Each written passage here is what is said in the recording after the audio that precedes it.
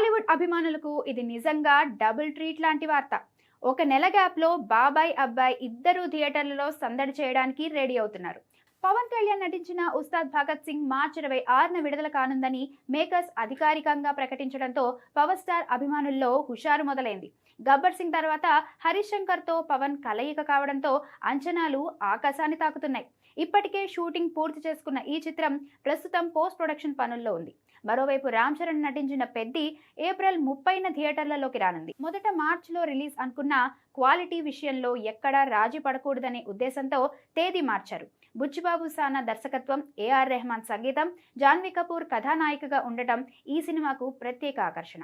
ఇలా నెల రోజుల తేడాతో 2 భారీ సినిమాలు రిలీజ్ కావడంతో థియేటర్లు, అభిమానుల సంబరాలు గ్యారంటీ. బాబాయ్ పవర్తో మార్చి హిట్, అబ్బాయి స్టామినాతో ఏప్రిల్ జోష్. ఈ వేసవి బాక్సాఫీస్కు ఫుల్ పండగే.